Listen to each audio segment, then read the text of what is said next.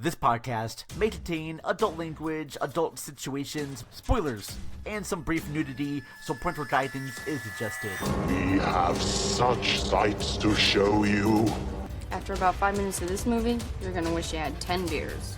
Human sacrifice, dogs and cats living together, mass hysteria. So, what would you little maniacs like to do first? Hi, I'm Chucky. Wanna play? Oh, well. La-di-da, la-di-da, la-la, yeah. Welcome back to the Cinema Recall Podcast. Hello and welcome back to the Cinema Recall Podcast. I am the Vern. Thank you very much for joining us here. We're continuing our look at Robert Rodriguez features for a new section I'm calling Recalling Rodriguez. And our special guest is here. He's the owner of Crooked Table Media, the host of franchise Detours and many other shows. We have Robert Yaniz Jr. Hello, Robert. Welcome to the show, buddy. Hey, thanks for having me, Vern. Excited about this one. So last time I know that you were on the show, you were talking about the film Wake in Life from Richard Linklater, who I'll admit that's another director I want to cover because I think Linklater and Rodriguez have like very different movies that they make. Oh, absolutely. But I want to talk briefly, like, what is your introduction to Robert Rodriguez? So Robert Rodriguez is a really important filmmaker from my early cinephile education. In fact, when I saw that you had the call for guest out for this series, I immediately sent you an email, just the subject line, Robert Rodriguez, ! With like, here's a bunch of movies, like 12 movies of his that I love that, I would love to cover.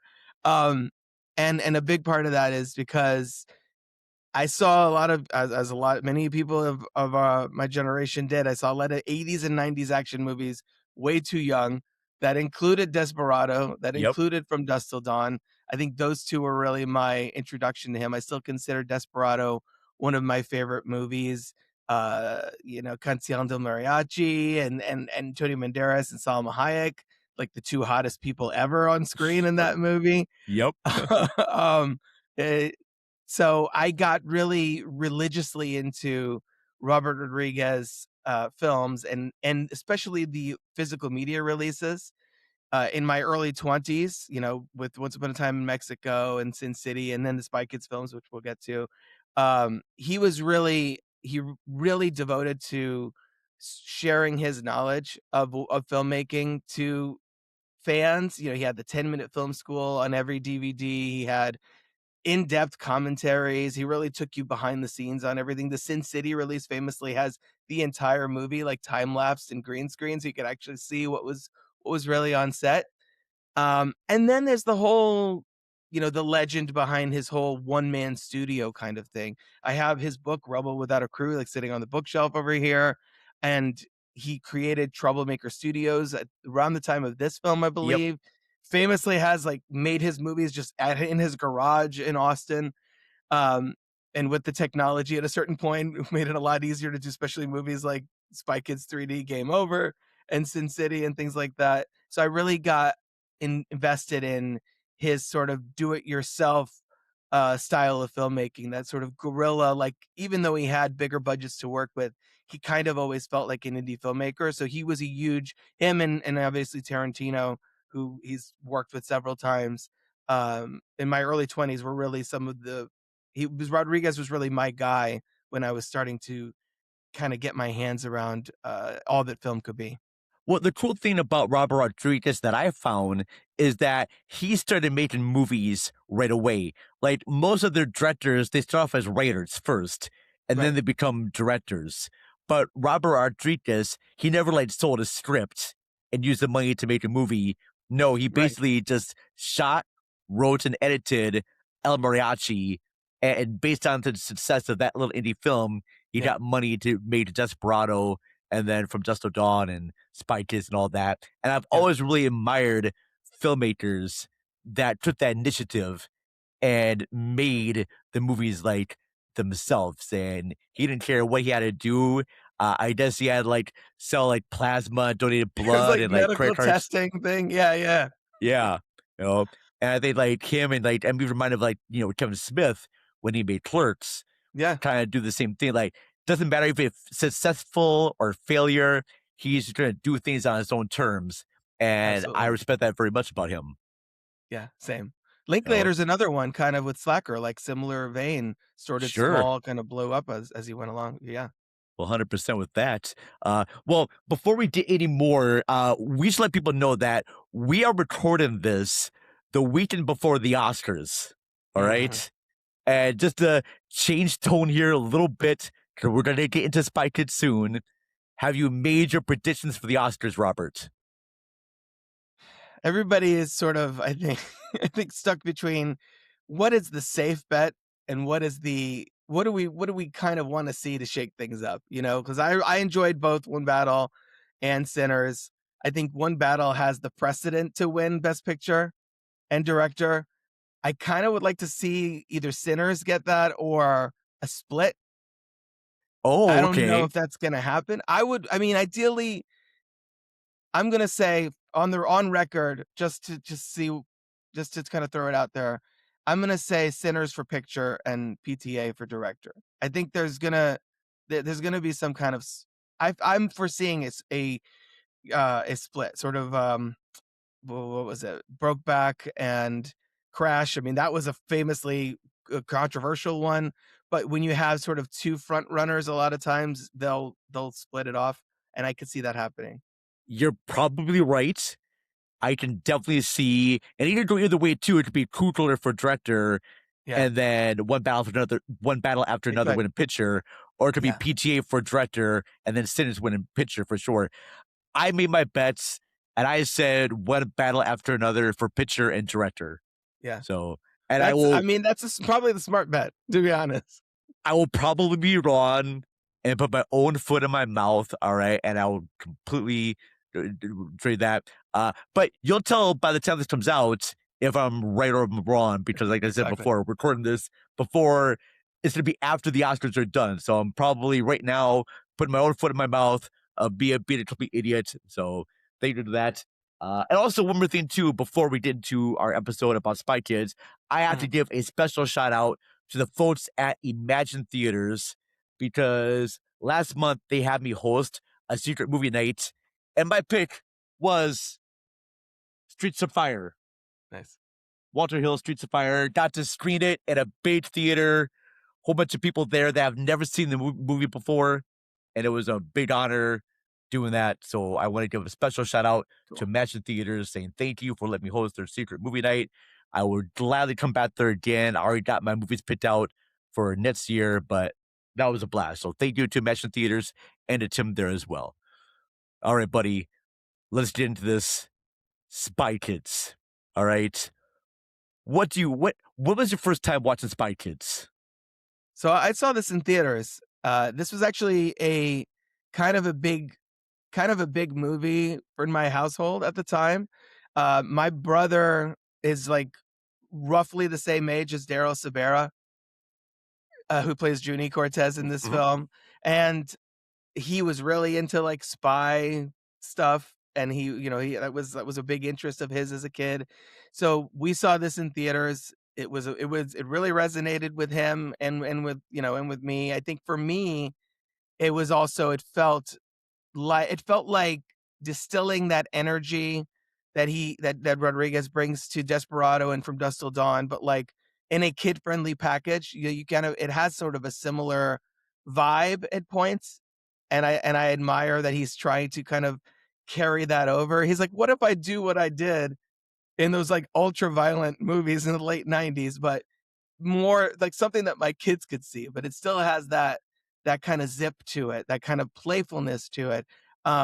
So this really was a big hit in my household. I wanted to mention too, we actually met Daryl Sabara like later that year at like a local mall. He was doing like a signings and stuff. Okay. So we have somewhere, I don't know if we even still have it, probably in my parents' house if it still exists.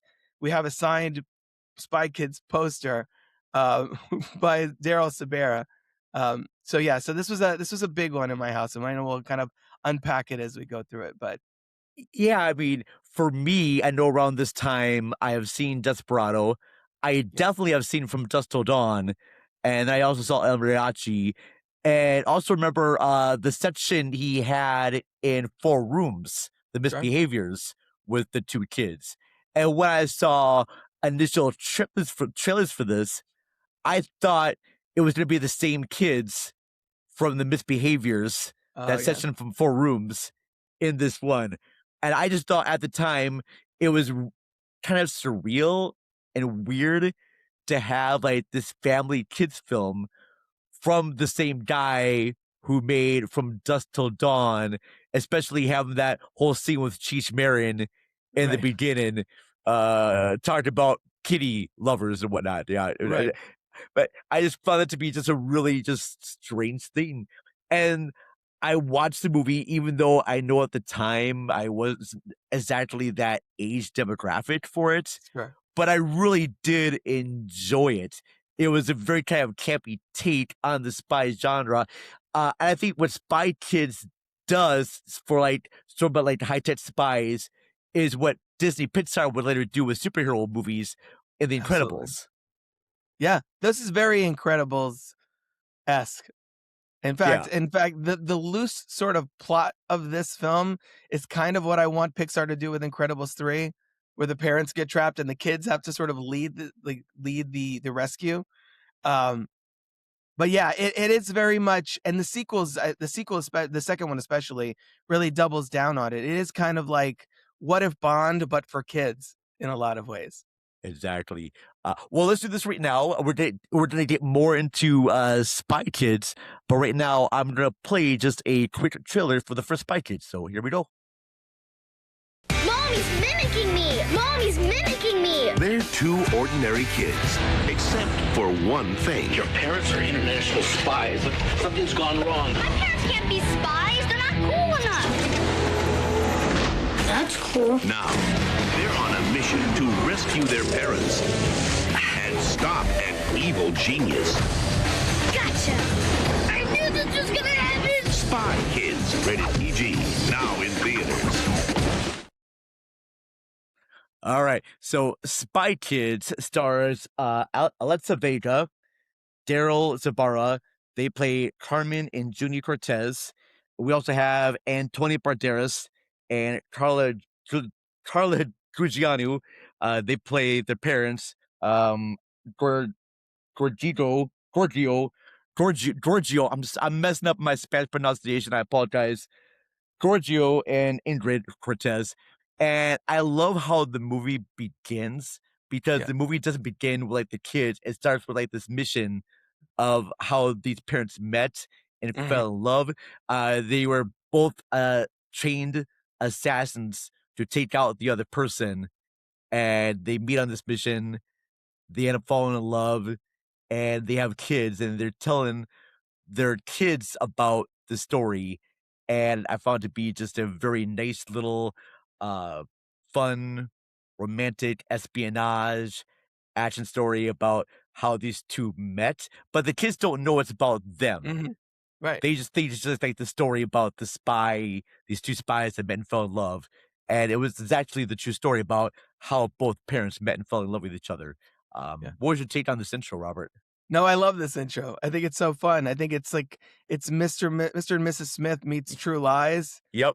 Framed as a fairy tale for their children, and so right in off the bat, you get that sort of romance element to it. You get sort of a sense of the relationship, the foundation of this Cortez family. So I love that sequence. I think, and it has all this, again, like what I was saying, it has all the style of like other Rodriguez, much darker and more mature Rodriguez films. It reminds me a little bit even of Desperado. How Desperado also opens with like a story being told that ends up sort of being framed in a certain way. Let's touch this legend right away there too. I found all the actors in this to be very good. I liked very much the chemistry between Alexa Vega and Daryl Sabara, who feel like they're actually real brothers and sisters. Yeah. I mean, Carmen is a little bit more independent. Junie is still, I would say, basically kind of a mama's boy a little bit, kind of like not as confident as he wants to be. His hero is Floop, played by Alan Cumming. in this, like this kid's talk show host who has all these like weird robot creatures without the thumb creatures, right? Is it the thumbs or the thumbs yeah. in this one? And that was the strange thing. And in this story, Some kids shows are demented like that. It's like Teletubbies adjacent is what I think what they're going for. I think no, the thumbs were like sort of this army that Robert Patrick is doing. Mhm. The Floobs have like these weird, deformed like things, these really strange purple creatures with like heads, and you know what it reminds me of? It reminds me of like when Beetlejuice, when Alec Baldwin and Gina Davis are switching things to make their faces look weird, deformed. You spray paint those creatures purple and maybe change their faces around, and they could be in this kids show hosted by Alan Cumming.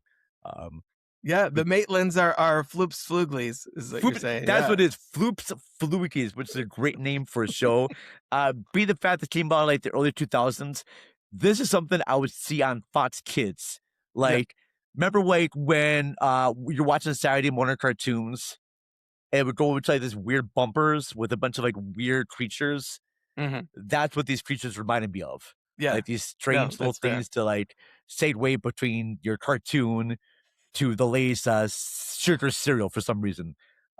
So yeah, Judy's worshiping this cartoon show, and his parents have now been like retired for like a long time. They're not really in the spy game anymore.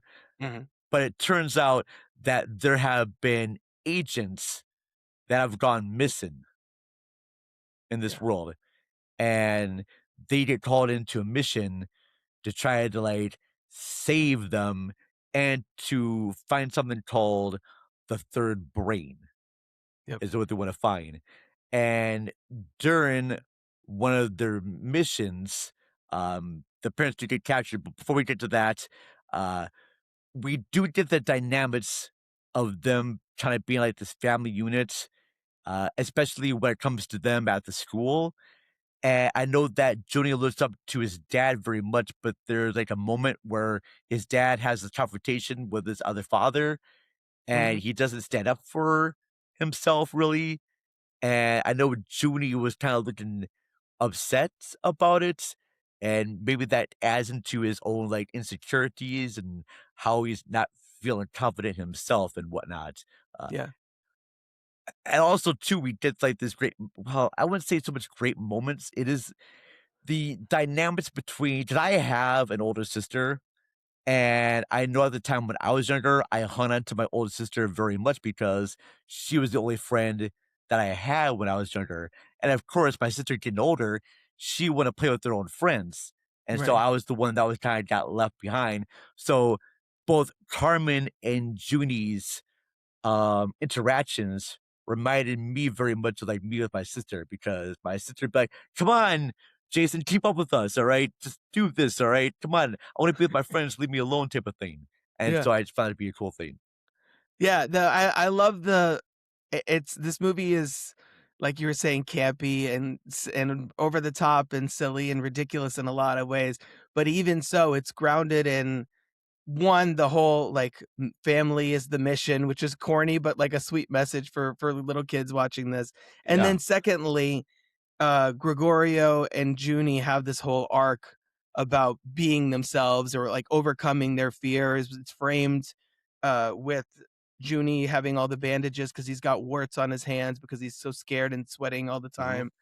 And it's also just fun to see Antonio Banderas, who at this point had not only played El Mariachi but also played Zorro, to be like shrinking because of some like the dad of Junie's bully is a foot taller than him, and he's just like kind of holding himself back. And seeing that, I think was really kind of fun and ironic and against type for Banderas in a lot of ways. And I'm thinking the reason why he held back is not because he couldn't hurt the guy. He knows that he's a trained assassin. He could kill him really fast. Maybe he didn't want to express and show his son that violence because he wants his son to look up to him, and he wants to show his son there are other ways of dealing with a bully besides just like using violence and whatnot. Yeah. So our two spy parents, they go on this job, which I think at this time they're very excited to do because they have not been in the game for a while. And I wasn't quite sure if she goes first on the mission and then he follows her, or he was going first and then she follows him, and they both get kind of caught up with it. I think Which it sounds like he took the mission, and then Okay. she's like, "Well, I'm going with you." Yeah, okay.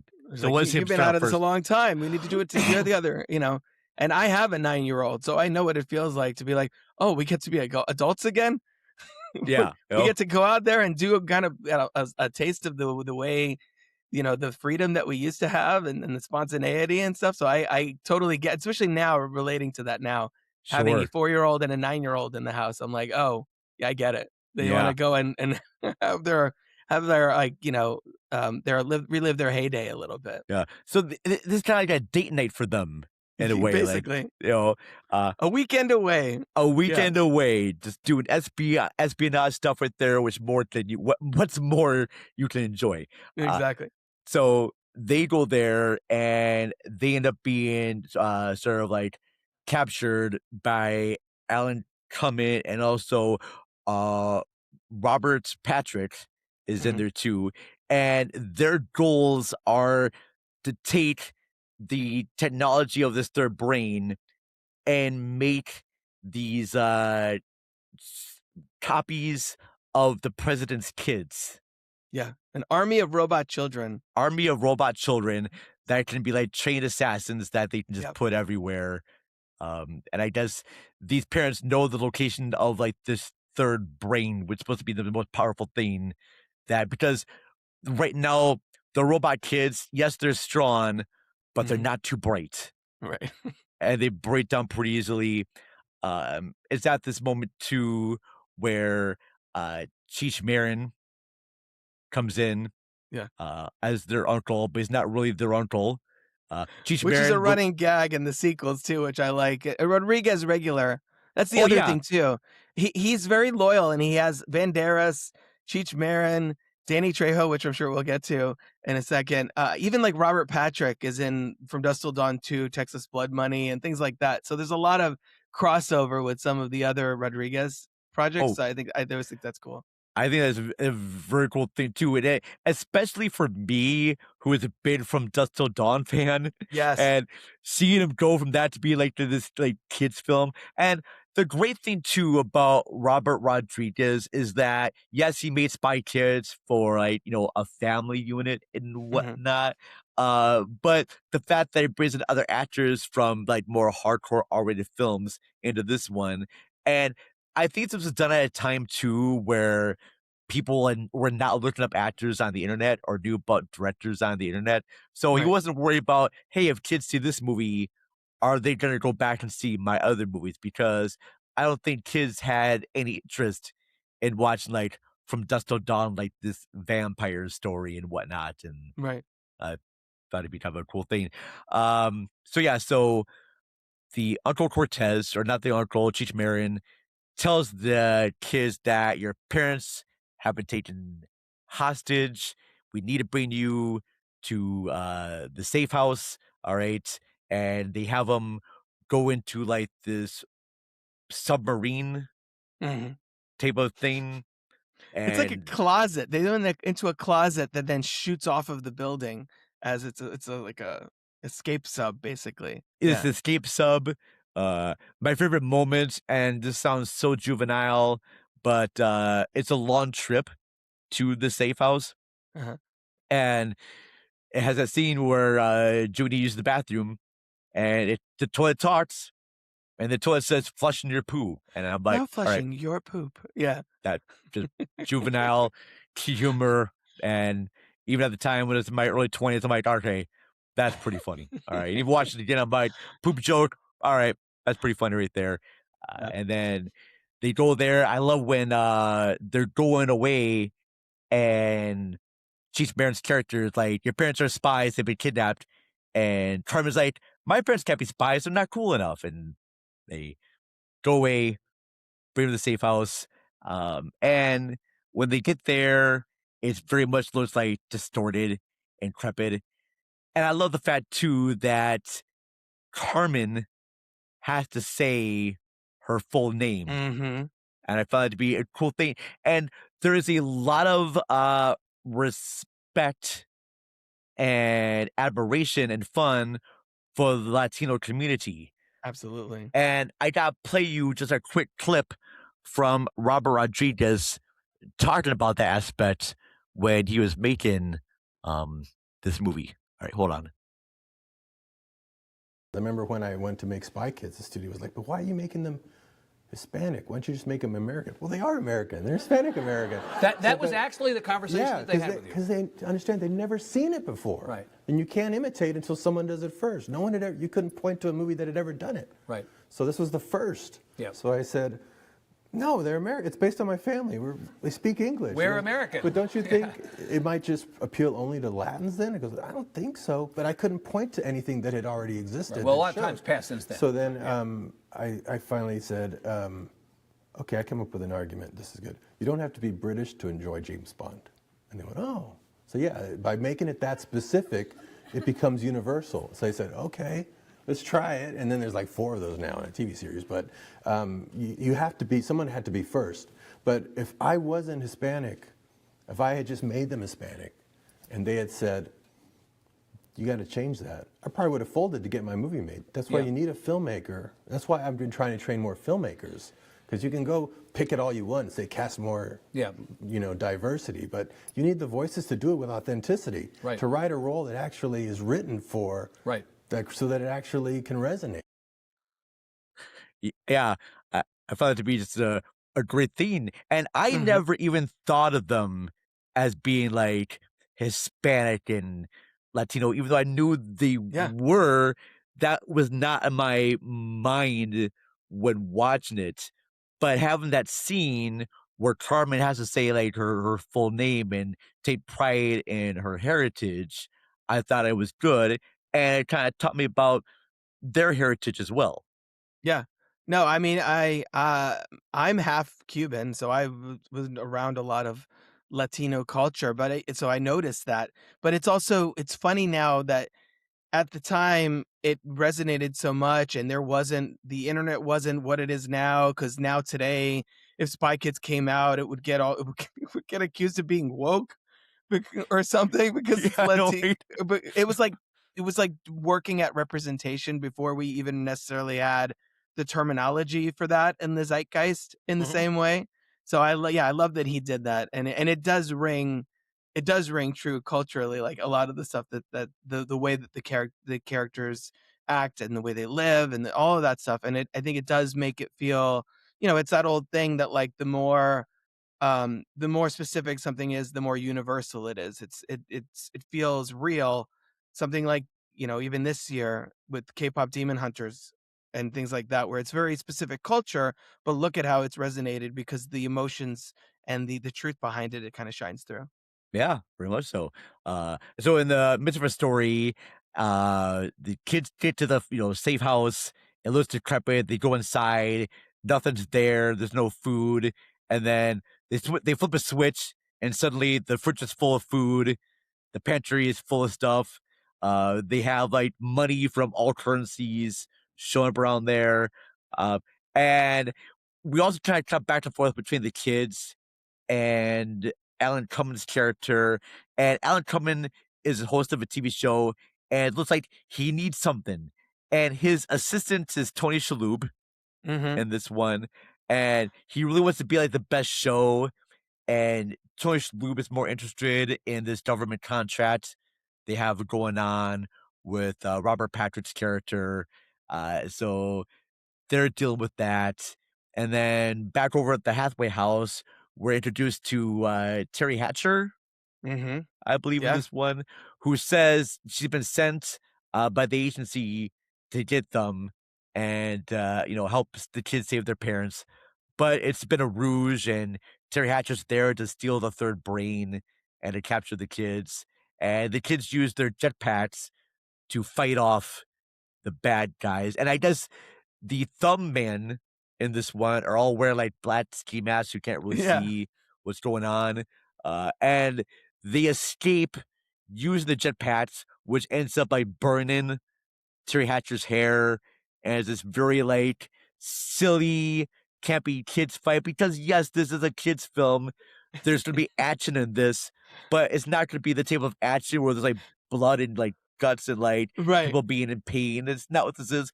This is total silly and campy.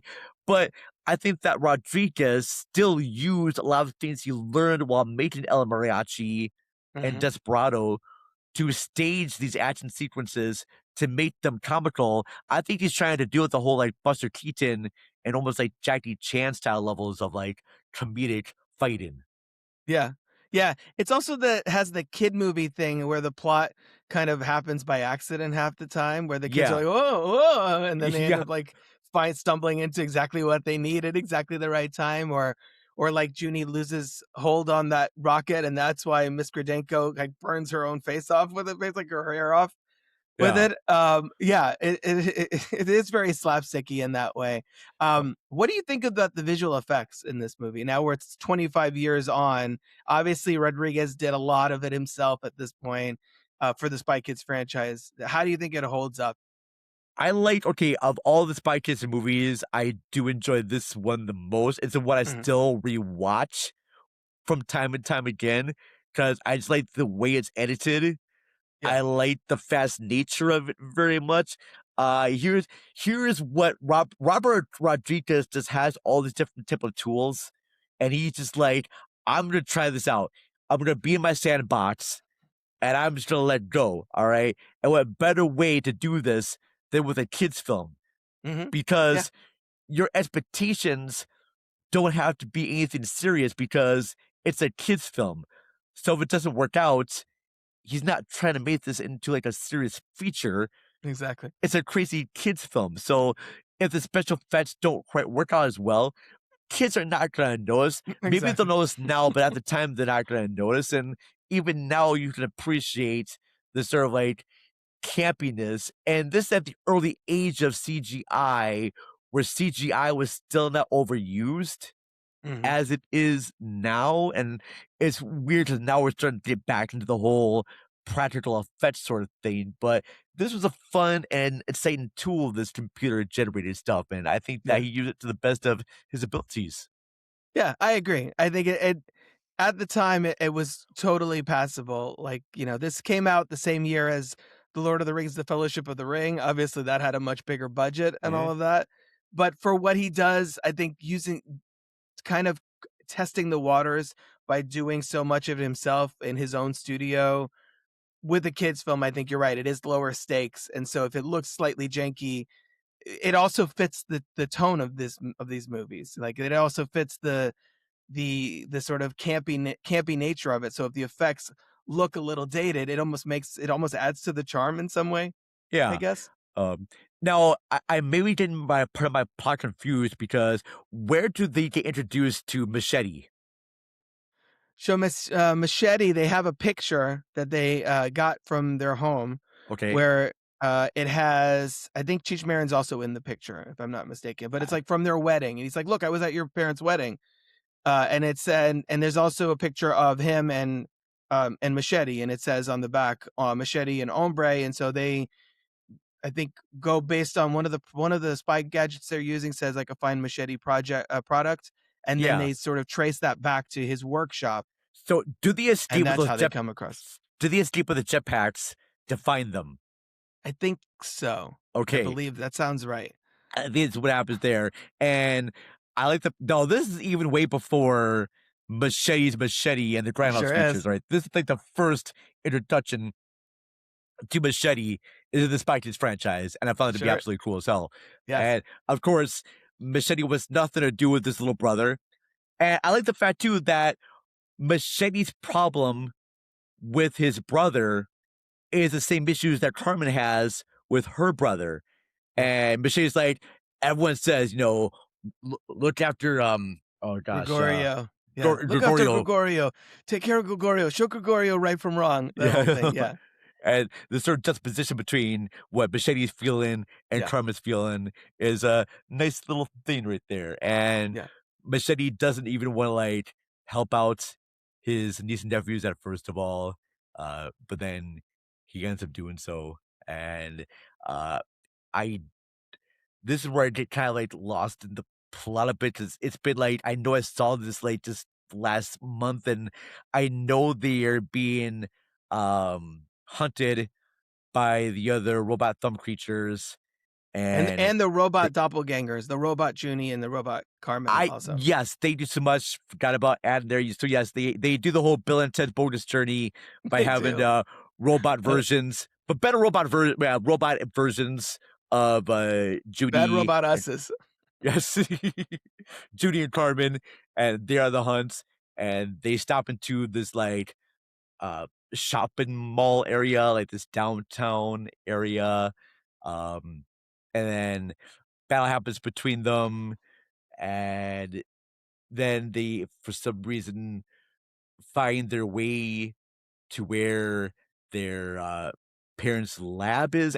How they get to find the lab is where I'm kind of like lost a little bit. But then again, at the same time, too, it doesn't really matter how they get there. Yeah. Like this movie, there's logic to it, but it's also the same type of logic. Like, hey, we found like this footprint in the snow, and we're gonna lead that to the place. Oh, the sub is set on autopilot. It was already targeted to go there. That kind of thing. It's like exactly. So yeah.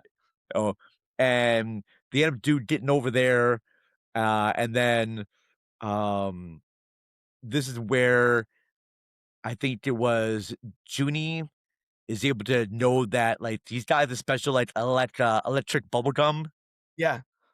That can they stop. get some gadgets from Machete's place. Machete is one. It's a great. First of all, Danny Trejo, Rodriguez regular. It's like his second cousin too.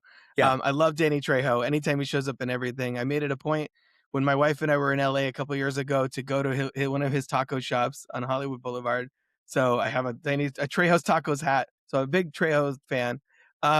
Having the Machete movies be sort of a prequel to the Spy Kids franchise is really fun because I imagine he was, out there slicing and dicing people, went straight and started working for the OSS. Sure. And then in these movies, he's kind of he's again going back to the Bond thing. He's kind of their Q. Here's some gadgets that I made. In the second one, he literally just shows up with like a bunch of stuff. Here's things you're going to need on the mission. So they sort of go to his place, gear up, and then I think that at some point they find out that Floop is involved. And Machete even has sold things to Floop. That's how they get there. Okay. Machete has sold weapons to Floop, and so that's how they know where to go. And also on this moment too, we are finding out that the agents that have gone missing are being changed into Floop's flukies. And the sort of like weird messages that they are saying during the show, if you play it backwards, it's saying, "Help us, please help us." Floop's a madman. Help us, save us. Yeah. Yeah. And but also too, Floop is also being very much manipulated by Tony Shalhoub because all Floop wants to do is he just wants to have a good show, all right? But he's missing that one thing. He just can't figure out what's that one thing to make this show a hit. And we get that little Floop has a musical number where they're filming the show that was written by Danny Elfman, that song, which I think is really cool. That is very cool. It's so weird how Danny Elfman gets involved in like these like little projects here by just having a little theme, and you listen to that and you're like, yeah, that's a Danny Elfman. That is complete Danny Elfman, but that's a cool fun fact right there. Also too, we get the scene where both the Junie and Carmen's parents are in Floop's lab, and there's a sequence where they're walking on this platform, and the platform starts to break apart and crumble, and they want to jump, but it turns out it was just an illusion. All right? I'm telling you, those escape rooms need to have something like that.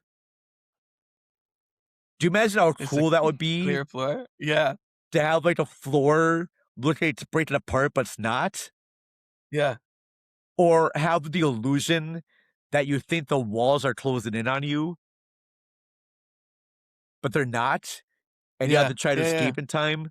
Like, I know that they can do things better with holograms now and make them seem like a real thing, but I've only Uh-huh. seen those things be used in movies, all right?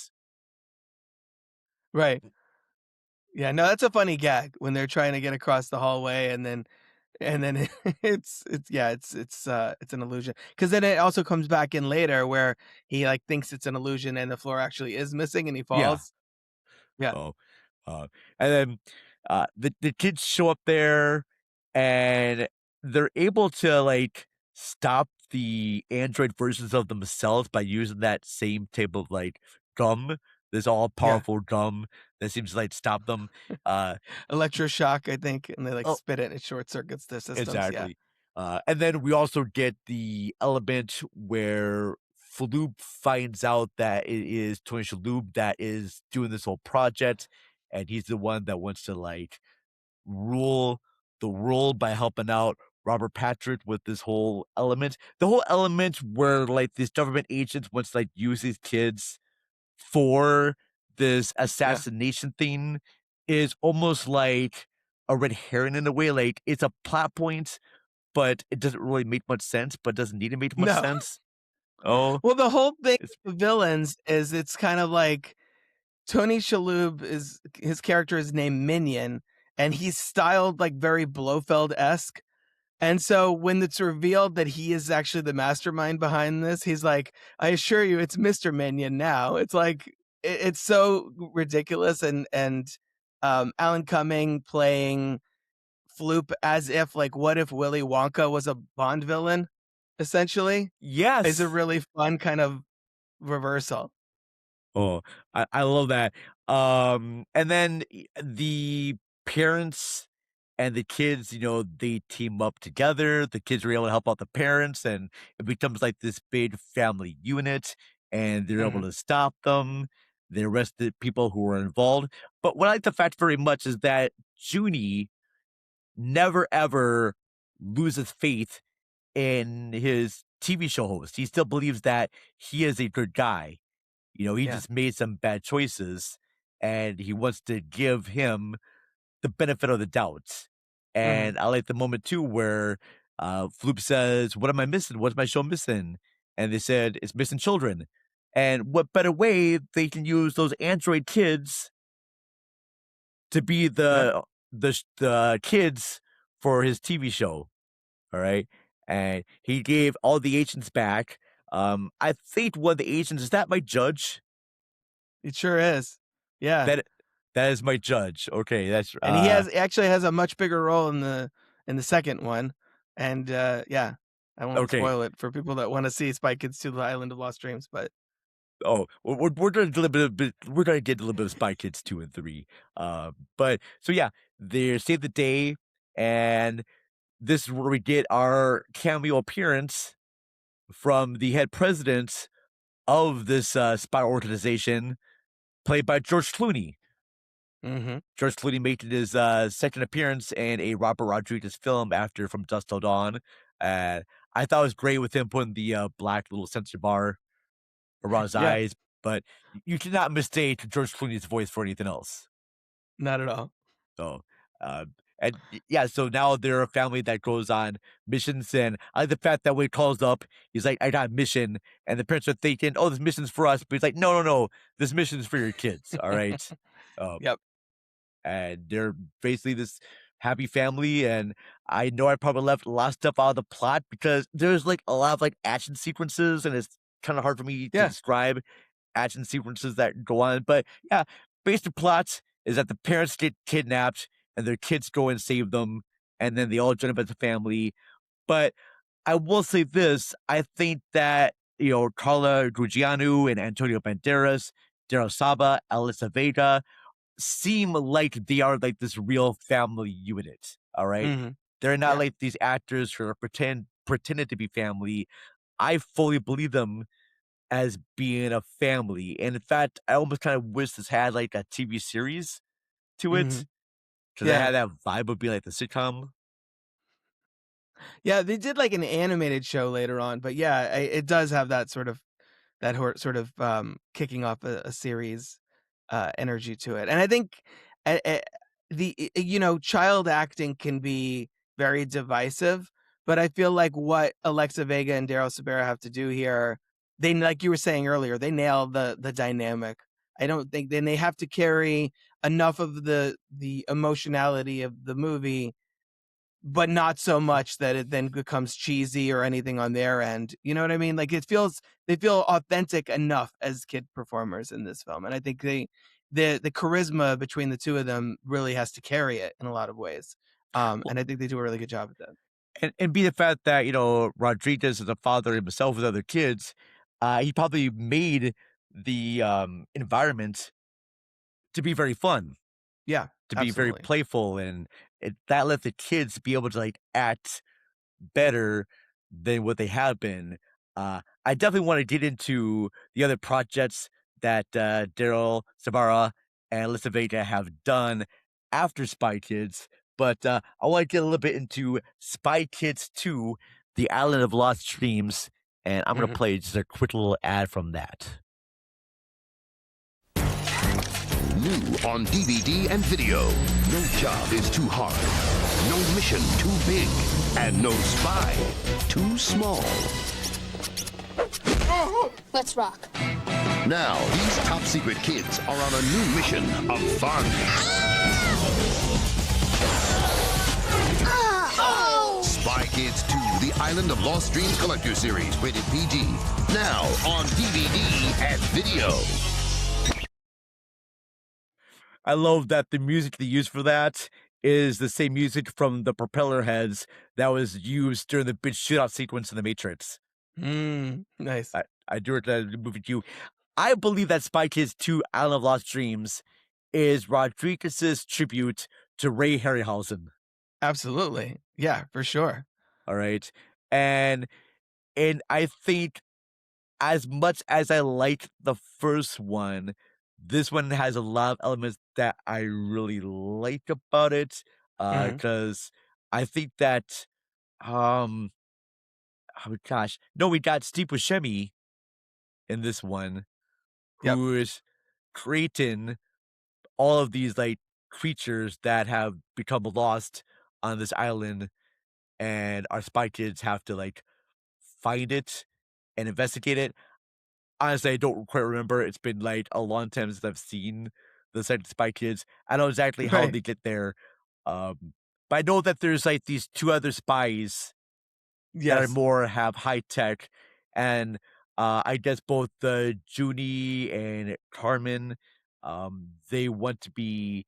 They're going in for this promotion, but they lose it to these other kids. It's like the big assignment that they're trying to get. It's like, they're competing because Junie and Carmen are like, so by this time, the Spy Kids organization has been in operation for a little bit. There's a whole division of the OSS. They have a, you see the OSS headquarters, and then you see the OSS Junior where the Spy Kids operate out of. And so they're like SK1 and SK2, and then the Giggles siblings, Gary and Gertie Giggles, who are the children of Mike Judge's character from the first one, who's back here. They keep kind of stealing the glory from Junie and Carmen and kind of getting more of the attention. And so that's part of the conflict and as well. And then they all end up on that island where the stop motion kind of mutant creatures created by Steve Buscemi's character. And you also get Ricardo Montalban and Holland Taylor as Junie and Carmen's grandparents. Yep. So there's a lot going on in the second. I feel like, I don't know that I'd say the second one is a better movie, but it's probably one I've rewatched more. Sure. Just because I feel like it feels like the concept kind of comes into its own a little bit more, where the first one, they're like, there's Tony Banderas, but it's really about the kids. And here they're like, the kids lead the way all the way through pretty much. And it's very clear Junie and Carmen are the leads, as opposed to kind of splitting it more so in the first one. And so I really kind of admire that. And this one totally goes on the fantasy route more than I think the first one does. Yeah. Like, this one has a lot more crazier gadgets the first one. I feel like with the first one, it's bizarre, but still routed in some sort of reality. Yeah. That's there. And in this one, Rodriguez is like, screw it. I'm throwing things out the window with that. All right. Yeah. We're down these mutant creatures. All right. I'm going to make a full on crazy movie, this Ray Harryhausen type of thing. And I'm just going to just go for it. And I'm going to bring all my other actors in. I think this one is a start of him doing mostly everything on like green screen. Mm-hmm. And I know that he's sort of like using this aspect for when he would make Sin City like a few years later down the road. Like this Right. sort of like the start of that sort of aspect. And it's a fun thing to do. You are in major control when you do things like that. Yeah. I just found I like the story of the second one. I just kind of forget things about it. I also know that there's like this music video, this concert sequence. Yes. That's like That- during the credits. It's disconnected from the main plot, but yeah. But some there, it's like this like strange thing where she's now going to become like this like pop star, and also she got like this boots that can make her dance better. You know, Yeah. all Yeah, these yeah, different gadgets right there. But yeah, I just hold on here. Oh shoot. Hold on one second here. Sure. I've got to do one quick thing. Hold on. All right, no worries. Oh my gosh.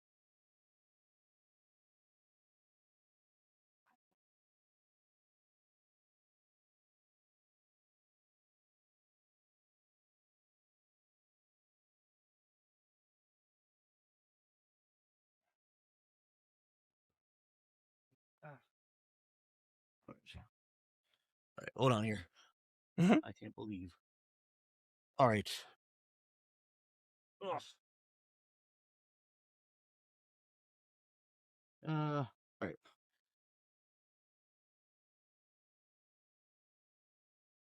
Sorry about the folks. My theme team unplugged. Oh no.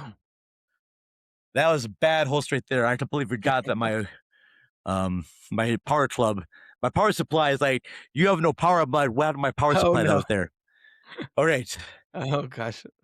All right. I will edit that out later there, but podcasting. All right. But I was glad to catch that before my whole computer shut down. Yeah, for sure. Oh my All right. gosh. So Yeah, it would be terrible. I need the spy kids here to help with my technology here, okay? Because I keep messed up things with that. I like yeah, the little. They have Junie has like a little robotic bug in the second one named Ralph. I'd like that little guy to run around and help me with stuff.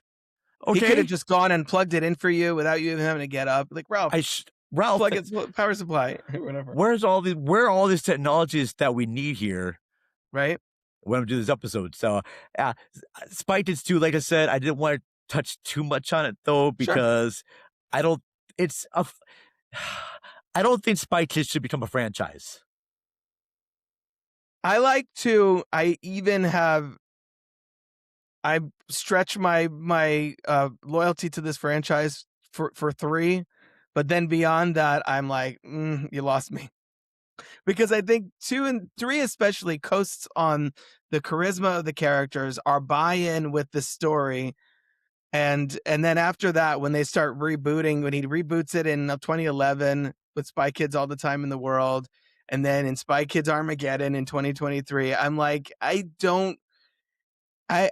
feel like he just really focused a lot on making family movies after the 3 consecutive Spy Kids movies. And then he just, beyond the second one, I feel like just kind of really lost the juice when it comes to that side of things. At least with like Spy Kids 2, it's still focused on like the family unit working together as like a family, and there was like a story, and looking at all the actors there knew that they were in a kids film, but it felt like, at least with the first 2, the special effects weren't the main focus point. It still had a story to it. 100%. When it comes to the third one, it's like, we're gonna make this in 3D. So the plot of the third one, so Alexa Vega is barely in this one. All right. Like the last act, I think. Yeah. It's mostly Daryl Sabara's Junie story of him having to save his sister, and he has to go into this virtual reality game run by Sylvester Stallone. He's our bad guy in this one. All right. and he has to team up with all these other kids to do all these games, a la Tron, to try and save his sister back. All right, and that's really it. I know Ricardo Montalban comes back in this one. We also have Salma Hayek in this one, and in this clip, it's going to show her, and I had no idea that she is married to like Mike's Judge's character. So here we go, clip. Okay, so tell me again how you shut off the game. I don't know if we shut it down exactly. We hit a switch and it seemed to work. Oh, it worked. The game's down. We just need to make sure we did this correctly. Actually, Grandpa hit the switch. Cortez, are these the boys that were in the game with you? We tracked them through their email addresses. Yeah, that's them. They wouldn't know anything about... Hey, wait a second. What happened to Francis the Brain? Arnold the Strong and Mr. Cool? Well, in the real world, I'm not that smart. I'm not strong. I'm not cool. Reality check. So who are you out here in the real world? Special Agent Cortez? We need you. Whoa. I'm just Junie Cortez. Let's have it, Grandpa. What switch did you hit exactly? There were two switches side by side. One switch shuts down the game, but the other releases the toy maker. Who was the idiot who designed that? Did you free the toy maker by accident? Oh, I freed the toy maker, but it was no accident. Do you want to stop the game? Then you must defeat the toy maker. It's the only way. You crazy old man! Do you know what you've done? Grandpa, revenge doesn't solve anything. Will you trust me? You of all people. Yeah, seeing Tom Anderson from Beavis and Butthead be married to Santa Monica Pandemonium from Just Till Dawn is like this very weird, surreal thing. And I love the fact that these like Selma Hayek, basically, loves Robert Rodriguez and will be in most every film that he makes, and he's the one that kind of gave her big star power for being in Desperado for sure. I admire that very much. It's just sometimes you do a favor for a friend. I kind of feel like that's what these movies are. At least the first three felt like a family unit. 100%. In a way. And then when he did the fourth one, and did he direct the fourth one as well? Yeah, he directed all 5 of them. He directed all 5 of them. Yeah. Okay, because I know when we get to the fourth one, so this is after, he's made Sin City, and he's made Once Upon a Time in Mexico, and he did the whole like Grindhouse. The whole Grindhouse thing. Machete had come out by that point. I think did Machete Kills come out at that time too, or it was after. It was after. It was after Spy this Kids one. 4 was between the 2 machetes. That is so crazy that Spy Kids 4 came out between the 2 Machete films. I know. But I got admired about the guy too, that he's like, all right, well, I'm gonna make my action film for like my guy friends, and then I'm gonna make something for my kids to watch. And I don't know any other director that will go back and forth and do stuff like that. And I respect and admire it. Even though I have not seen the 5th one, I've seen the 4th one, and that was rough to get through. Yes. Because it's really not about the kids, really. It is because they find out that their stepmom is now who they think she is. They don't like their stepmom at first. Their stepmom is played by Jessica Alba. Jessica Alba, thank you very much. Who is married to Joel McHale, and it's Joel McHale's kids from another marriage, and they don't like the new stepmom, and they think that their stepmom is like too stingy about things, and then they find out later that she's a spy and part of this whole Spy Kids group, and it brings back Junie and Carmen, and it almost feels like this should have been its own thing. Instead of having it connected to those Spy Kids franchise. I don't know.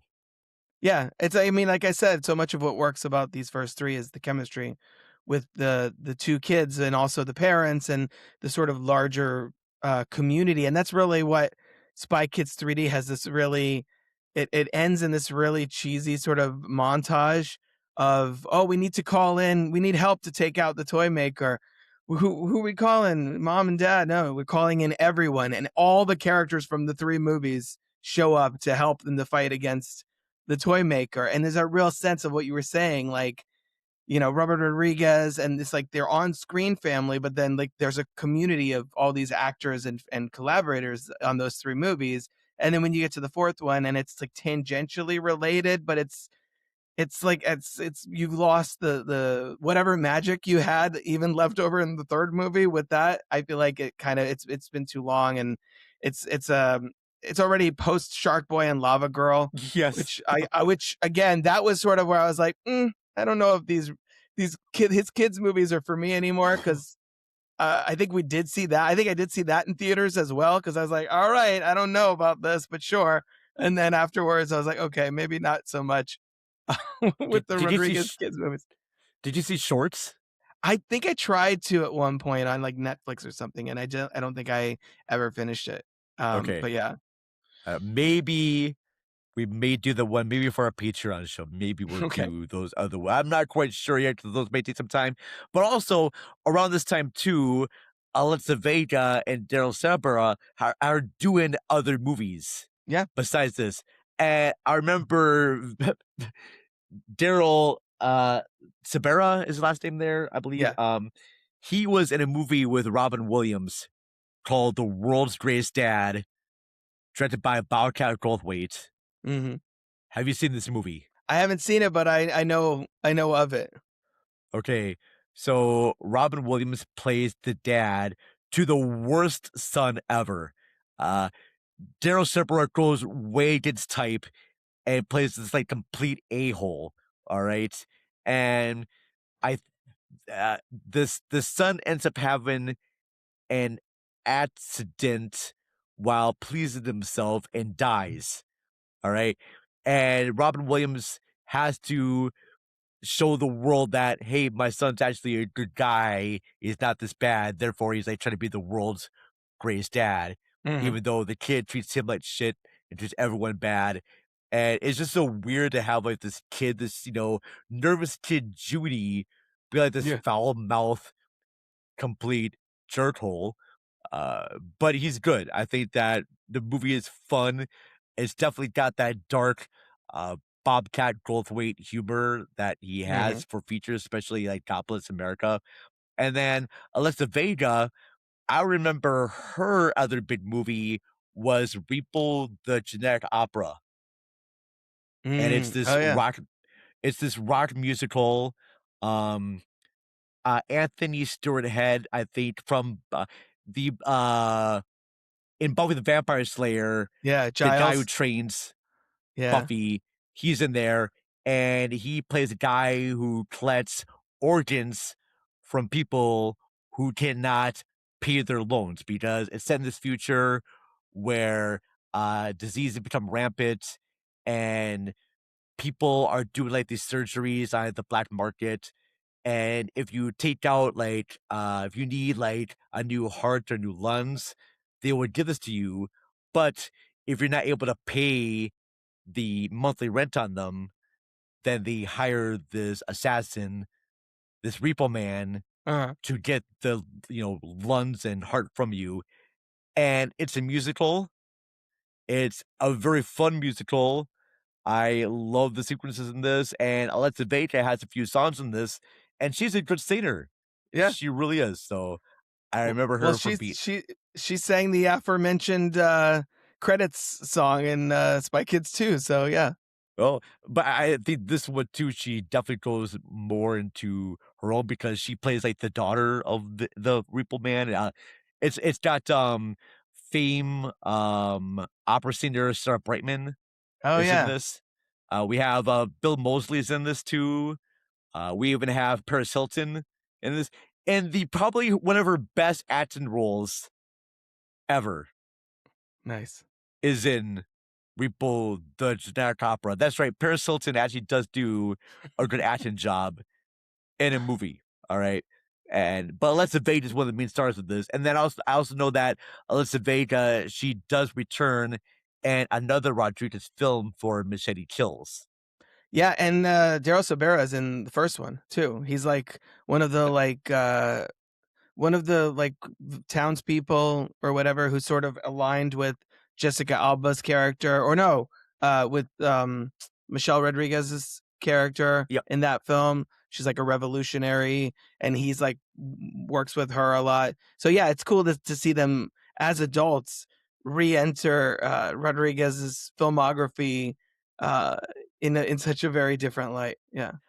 I think Rodriguez probably uses the same crew members for a lot of the films he does too. Yeah. And especially with all the actors, it seems like if you're on a Rodriguez film, chances are you're going to be in another Rodriguez film. It's like he keeps all the same friends and family involved. I love he cooks for everyone on set. Yeah.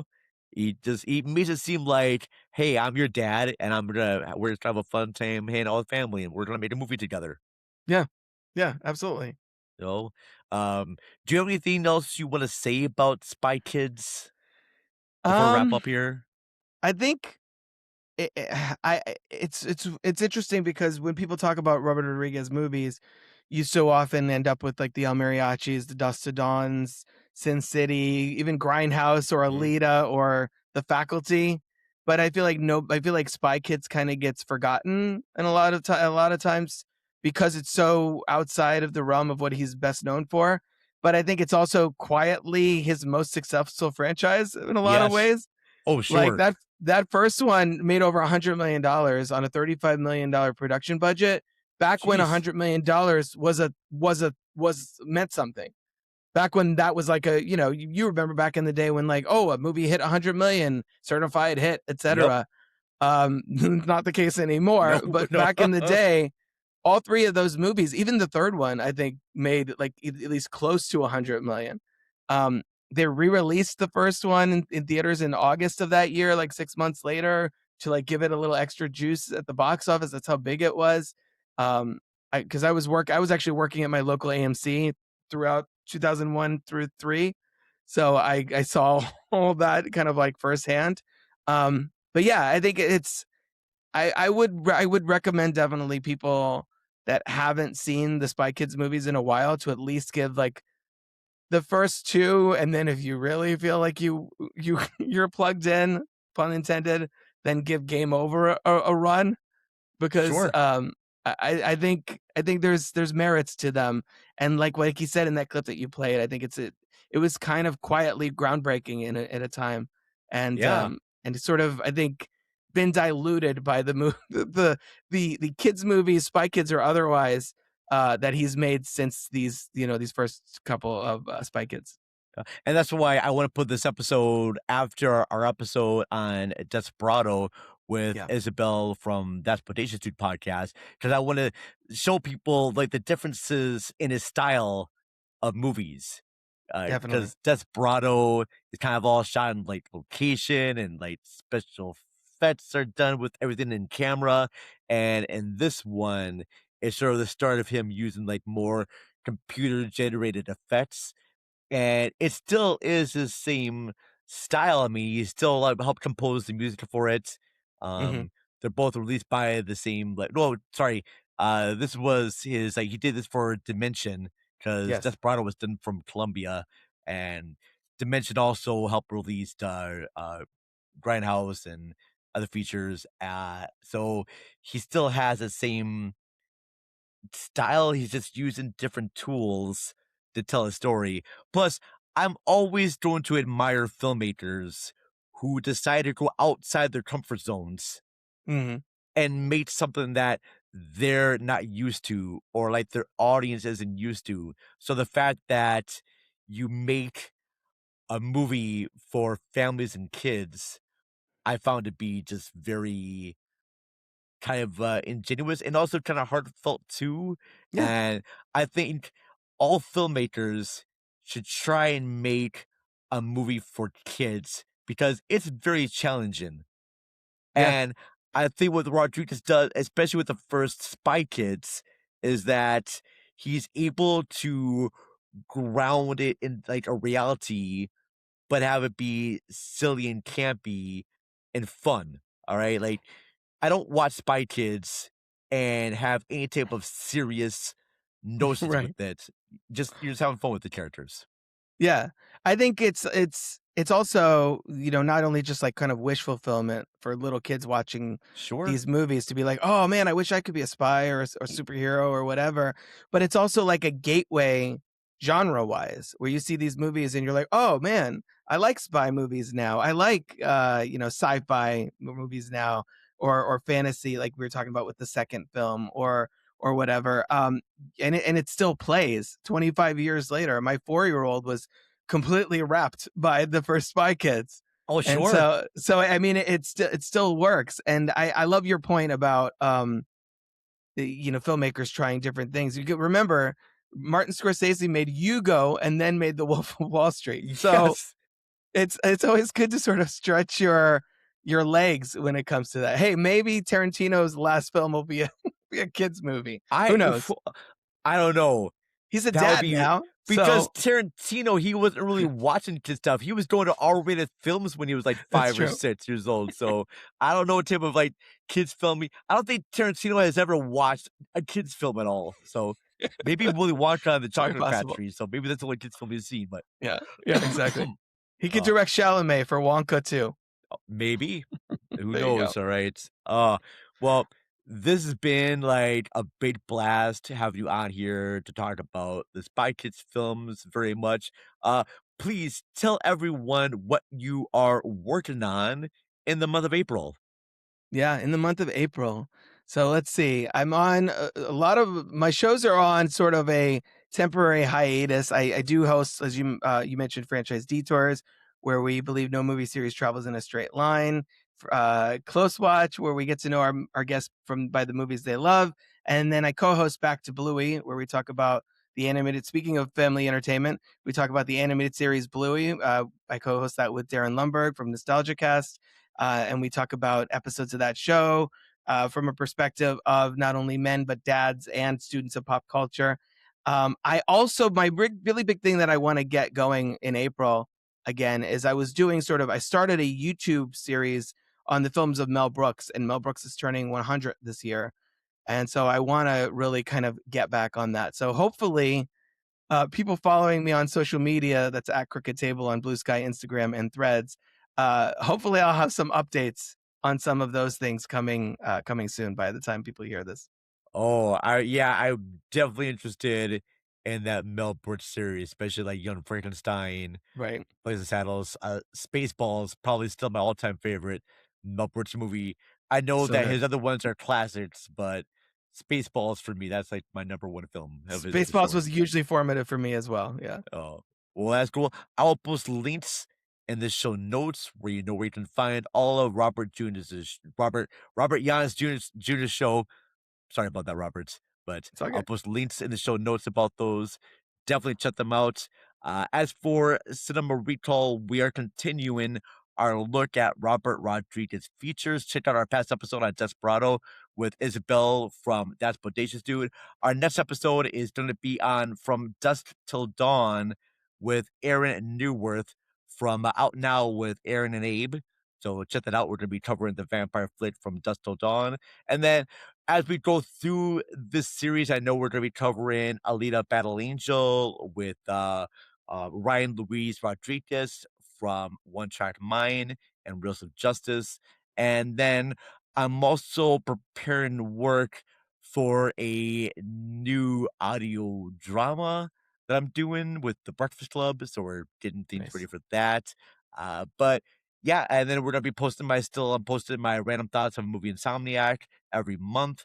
If you're first time on the listening to this, please subscribe to us on YouTube and our Good Pods, Spotify, Audible, all your favorite podcast apps you can. Join our Facebook group Crack on Facebook, Cinema Recalls Awesome Cinematic Club. We are on Blue Sky, we are on Threads, Instagram, all those places. Thank you very much for listening and watching, and we will see you all next time. Love you all.